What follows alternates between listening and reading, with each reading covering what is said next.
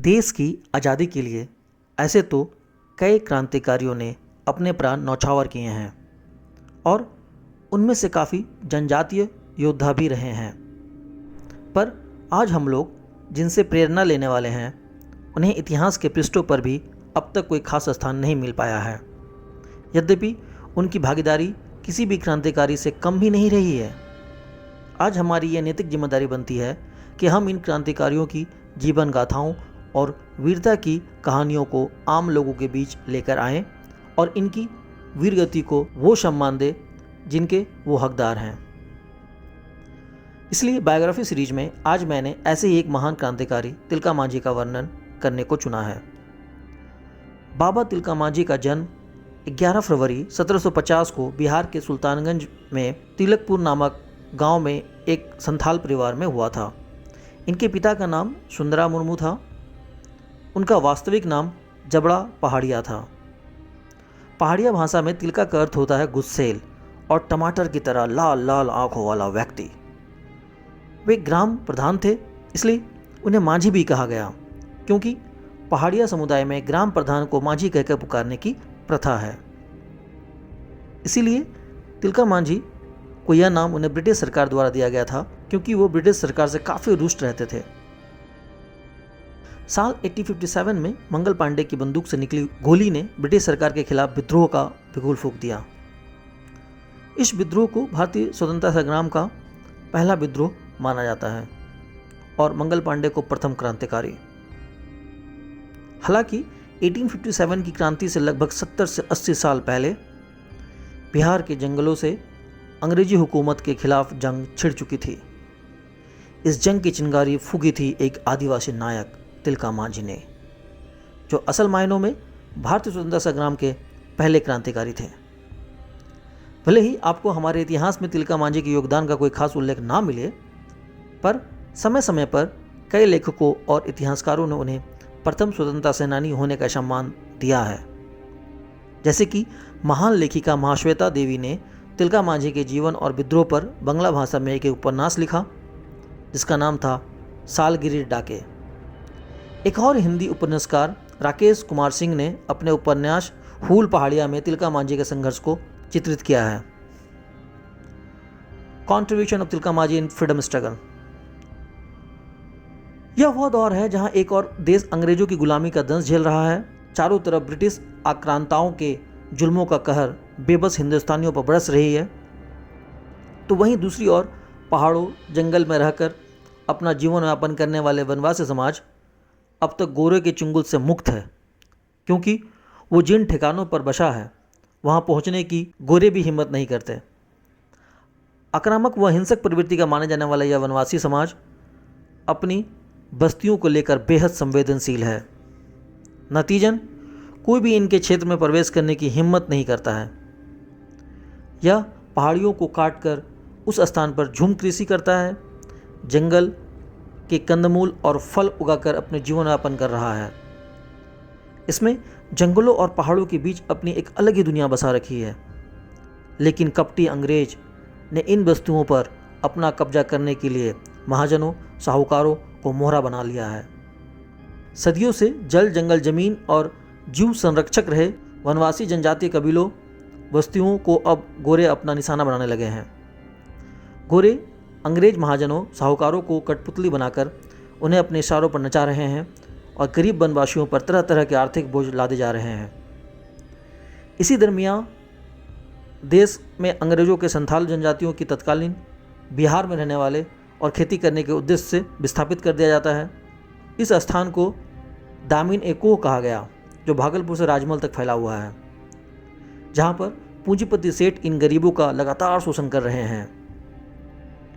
इस क्षेत्र में अब अंग्रेजों का सीधा हस्तक्षेप होने लगा है। भू राजस्व दरों में दिन प्रतिदिन बेतहाशा वृद्धि की जा रही है और जो इन करों को नहीं चुका था उसकी ज़मीन को छीन लिया जाता है। वर्षों से इस असहनीय पीड़ा को एक बड़ा वनवासी भूभाग भोगता आ रहा है, लेकिन साल 1855 आते आते एक बार फिर धैर्य अपने जवाब दे गया। इतिहास स्वयं की पुनरावृत्ति करने जा रहा है और इसी बीच 30 जून 1855 को भगनाडीह में संथालों ने अंग्रेजों के खिलाफ बगावत का फैसला करते हैं जिसका मुख्य उद्देश्य था बाहरी लोगों को अपने क्षेत्र से भगाना, विदेशियों का राज हमेशा के लिए समाप्त करना तथा सामाजिक न्याय व धर्म के राज को पुनः स्थापित करना।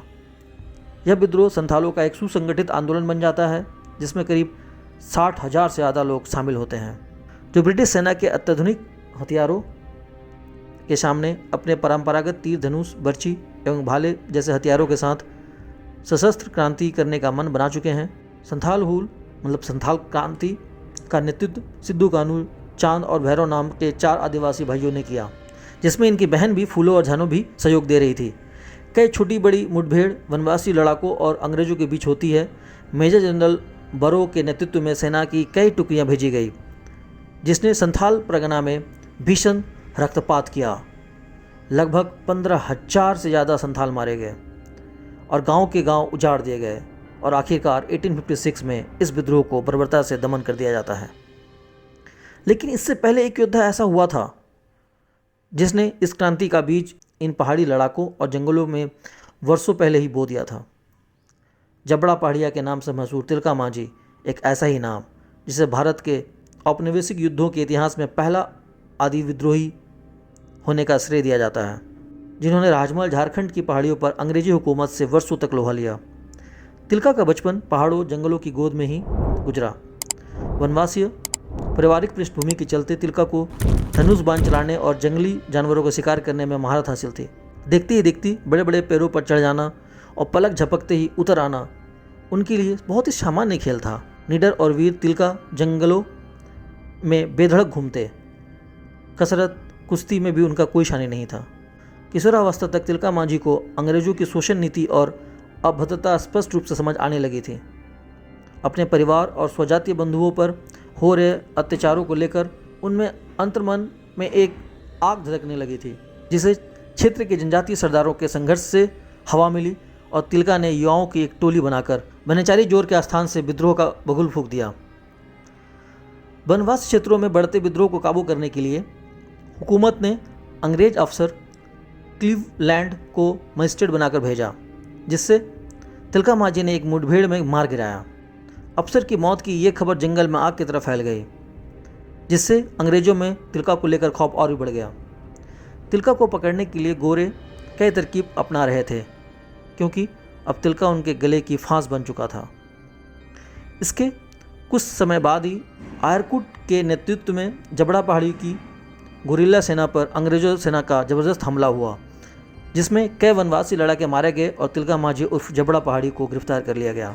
जबड़ा पहाड़ियों को गोरे सिपाही अपने घोड़े के पीछे बांधकर घसीटते हुए भागलपुर लेकर आते हैं। तिलका मांझी का पूरा शरीर रक्त रंजित हो चुका है, बावजूद शरीर में वही क्रोध की अग्नि धधक रही है, जो मानो कुछ पलों में ब्रिटिश साम्राज्य को स्वाहा कर देगी।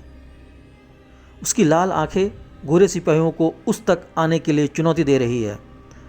डरते हुए कुछ सिपाहियों ने उसके लिए वही चौराहे के पेड़ पर फांसी का फंदा तैयार किया, जिस पर सबके सामने इस महान योद्धा को अंग्रेजों ने मौत के घाट उतार दिया। 13 जनवरी 1785 को हजारों की भीड़ के सामने जबड़ा पहाड़ी उर्फ तिलका मांझी हंसते हंसते फांसी पर झूल गए और छोड़ गए वनवासी लड़ाकों के बीच अपने माटी के लिए मर मिटने की एक बलिदानी परंपरा। आज़ादी के बाद 1960 में तब के बिहार सरकार ने उनके सम्मान में भागलपुर यूनिवर्सिटी का नाम परिवर्तन करके भागलपुर, जो कि आज के बिहार में आता है, उस यूनिवर्सिटी को तिलका मांझी भागलपुर विश्वविद्यालय नाम से रीनेम कर दी, जो आज भी क्रियान्वित है।